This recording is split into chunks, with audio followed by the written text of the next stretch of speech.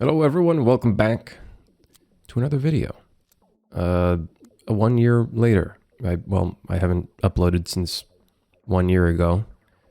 That's my bad. I have not forgotten you. In fact, I've been thinking of YouTube and uploading this video for a really long time. Now I've just built the confidence to just fucking do it. So here we are. Welcome back! It's time. We gotta look back at 7 years of my game development journey, finally leading up to my first commercial released game. I have not released a game in my 7 years of working on video games and Unreal Engine. Who would have fucking thought? That's absolutely insane to me. One thing I do want to say is I do think it is worth releasing a game. The amount of knowledge you're going to receive from releasing a game is astronomical. There's some really good knowledge to take in from, you know, putting your game up on Steam and kind of putting that first toe in the water. It's cold as balls, but it's a good first step, let me tell you. But hey, we're going to look back at the past 7 years and how we got to this stage of releasing my first game, Suit for Hire, which is, well, technically a soft release because it's technically still in early access, but we're just going to consider it as released because people are playing it, people are purchasing it, all that kind of fun stuff. 7 years ago, I was doing live streaming. I was live streaming video games. I have been streaming this entire past year on twitch.tv/firstcrimson. If you want to check me out, go check out the link. It's down below in the description. I'm streaming basically like every weekday now. I'm trying out the 9 to 5 flow, you know, hopefully in hopes to become more of a productive game dev rather than a lazy game dev, but you could check me out there.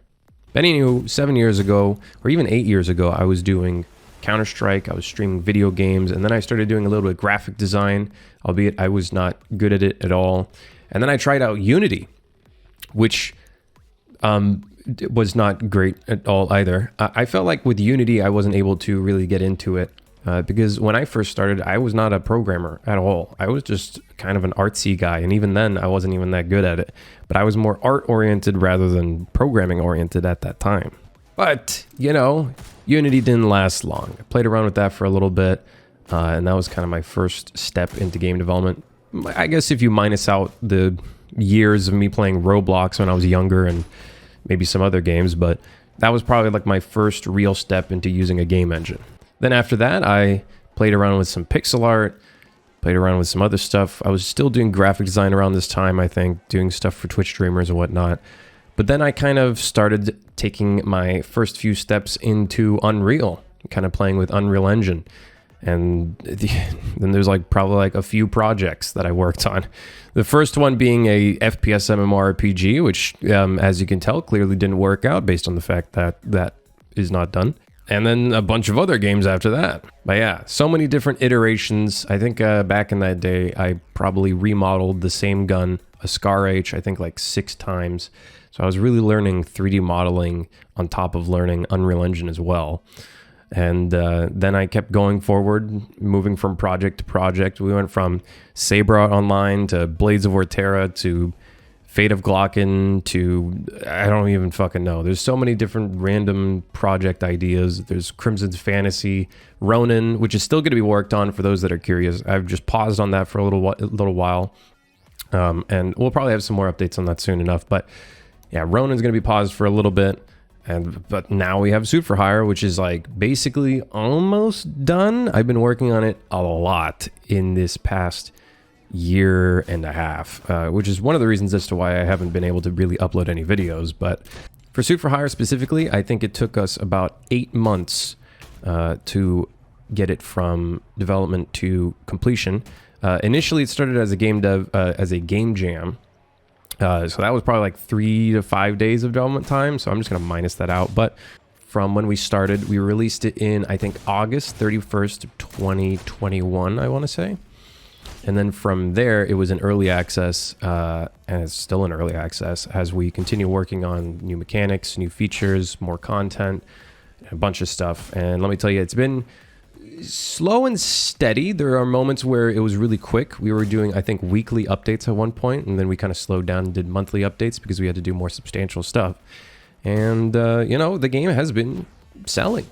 if I'm being completely honest. I like to use this joke on my Twitch stream, which is the game ends up, the game is more successful than half of the postmortems that you see on r/game dev, which always talk about how I only got 37 sales today, guys. What's wrong? What did I do wrong?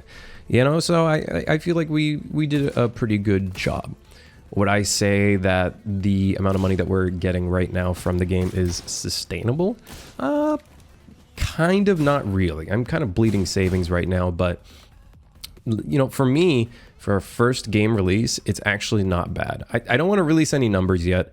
To be honest, I don't feel comfortable releasing how much the game has made, because then people can punch numbers and they can make all these kind of accusations or just guesses. Oh, you're making this much money, you're a rich guy, or this other stuff.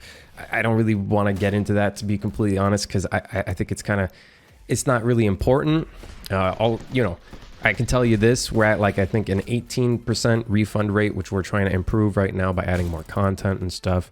I think the game, in terms of units sold, I think it's in the 4 digits. You can make whatever assumptions you want to make, whatever guesses you want to make.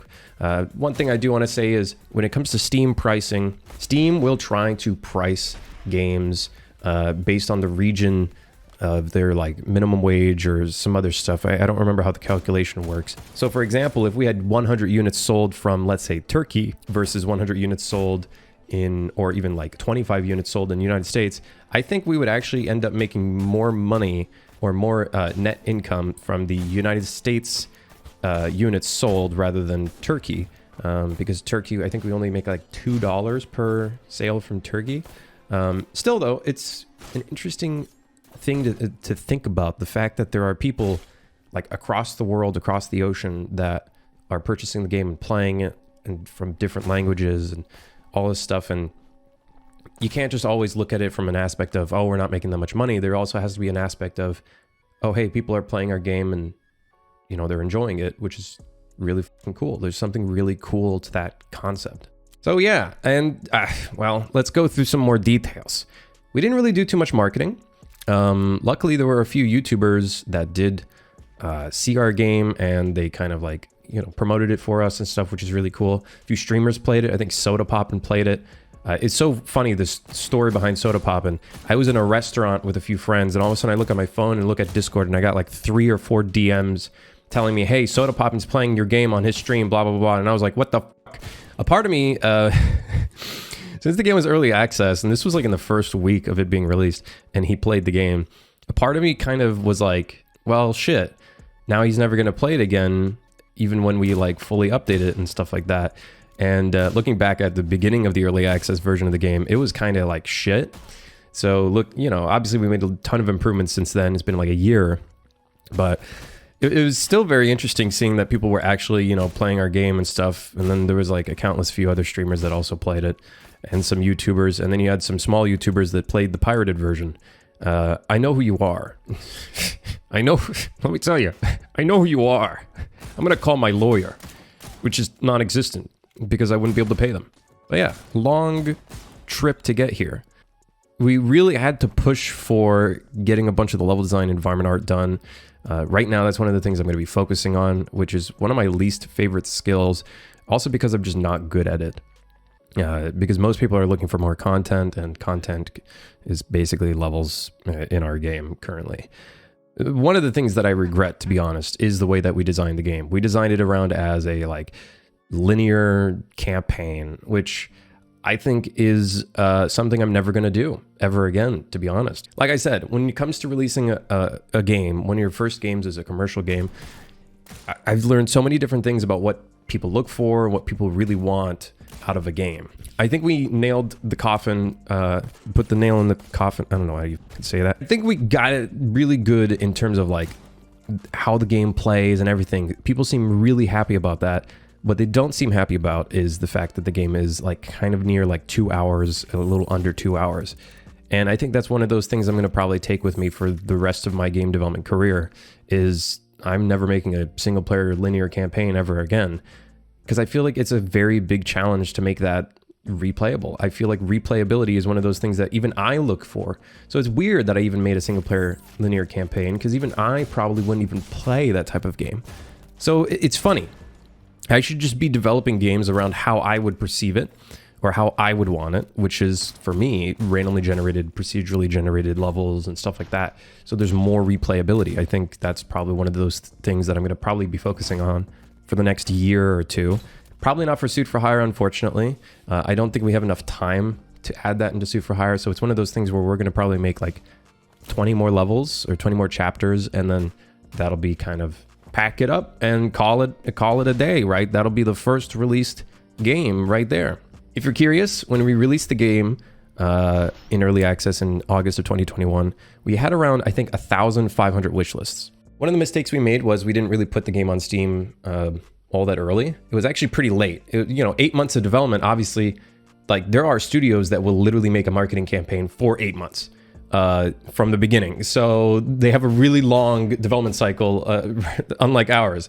So we put it on Steam, I don't even think that long. I think it was probably like 3 or 4 months.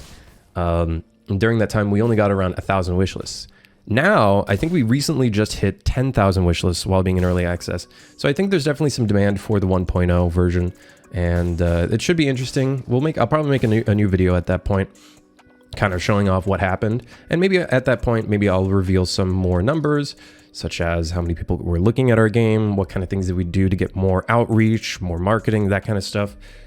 We'll do that at a future date. For now, though, I kind of just wanted to talk about the journey of how we got to a released game and kind of got it out there on Steam and stuff. If there's one thing if there's one thing that you can take from this video, I would definitely say is if you're a game developer that's looking to release games, either you're on your own or with a team, and you have not released a commercial game just yet, I would 100% recommend releasing something. Like 100%. I haven't done it in 7 years, and there were so many people that were like, you should release a game. You should do that. You should just release games, make games, blah, blah, blah, blah. I would kind of agree with that sentiment halfway. I would agree with it halfway. I think there are sentiments where it's like, make a game in a month and then release it. I would say come up with a date on your own. Come up with a game that you want to make that is relatively short, that you can actually reach and like release something. Don't release a pile of shit though. I feel like half of the people that tell you release a game as soon as you can, most of the time what they're basically telling you is to release a pile of shit game that nobody wants to play. I would say release something that you would want to play, that you would want to purchase, either make it $5, $3, whatever the hell, $10. But try to come up with like a nice, reasonable timeline for yourself, something like maybe 6 months or 12 months. And then that way, whatever you get out of releasing that game is actually substantial, and it's not just a pile of shit that nobody wants to buy. And then you learn nothing from it. You put it on Steam. What now? Maybe you had 1 or 2 interactions with the customer. That's still nice, but I would say having more interactions with customers or people that are playing your game or players or whatever is much more substantial in my opinion. I would at least take maybe 6 months to release something, or aim for 3 months. In reality, it's going to be 6 months because that's how game development goes. So yeah, I kind of wanted this to be like a icebreaker, video, because I haven't released or edited a video in a really long time. It's been very daunting to really think about. YouTube is a little rough. It's difficult doing content creation and game development at the same time. They're like 2 different fucking beasts. So doing it 50-50 is pretty difficult. Hopefully this video has been slightly interesting, at the least, kind of going through the journey that I went through to finally release a game. I do want to make another video that's a little bit more planned out, I suppose, kind of talking about what we did and whatnot to really get Suit for Hire out and on the market, but we'll probably do that at a future date. Anywho, thanks for watching. Hope you have a fantastic day or weekend, whatever time I end up releasing this, probably Friday, I hope. I hope to see you again soon. Hopefully not in 11 months. Hopefully we will end up releasing another video in a month or something like that. I don't know. But yeah, don't forget to check out the Twitch stream. I'm always streaming there, so if you miss my stupid voice, you can always check it out over there. Hope you have a great one. Thanks for watching. Hope you, if you liked the video, subscribe, and I'll see you next time.